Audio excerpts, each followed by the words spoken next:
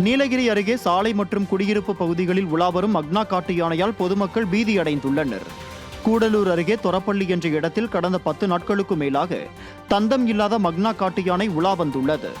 தேசிய நெடுஞ்சாலை, குடியிருப்பு பகுதி, சோதனை சாவடி உள்ளிட்ட இடங்களில் மக்னா காட்டு யானை உலா வருவதால் பொதுமக்கள் அச்சமடைந்துள்ளனர்.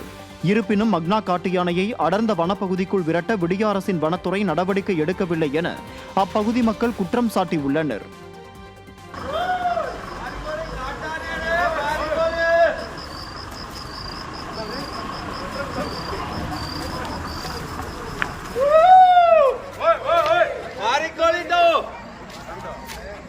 தஞ்சாவூர் மாவட்டம் பட்டுக்கோட்டையில் மருத்துவமனை அருகே கொட்டி கிடக்கும் குப்பை கழிவுகளால் நோயாளிகள் அவதியடைந்து வருகின்றனர். பட்டுக்கோட்டை நகர பகுதிகளில் சேகரிக்கப்படும் குப்பை கழிவுகள் அரசு மருத்துவமனை பின்புறம் உள்ள பழைய பேருந்து நிலைய கட்டிட பகுதியில் கொட்டப்படுகிறது. இதனால் நோயாளிகள் துர்நாற்றத்திற்கு மத்தியில் சிகிச்சை பெறும் அவல நிலை ஏற்பட்டுள்ளது.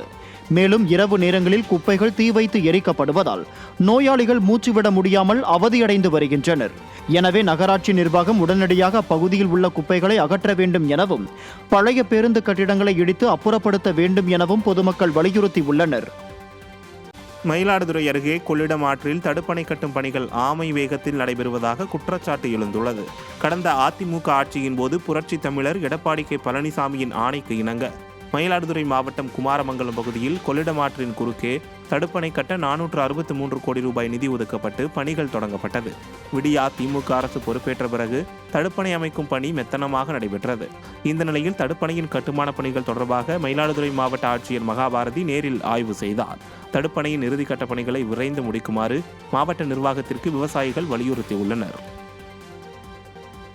இந்தியாவில் பல்வேறு சைபர் குற்ற செயல்களில் ஈடுபட்டு வந்த சைபர் குற்றவாளிகள் பயன்படுத்திய சுமார் 1000க்கும் மேற்பட்ட ஸ்கைப் ஐடிகளை மத்திய அரசு முடக்கியுள்ளது. இதற்கான நடவடிக்கையை மைக்ரோசாப்ட் நிறுவனத்துடன் இணைந்து மேற்கொண்டுள்ளதாக இந்திய சைபர் கிரைம் ஒருங்கிணைப்பு உறுதி செய்துள்ளது.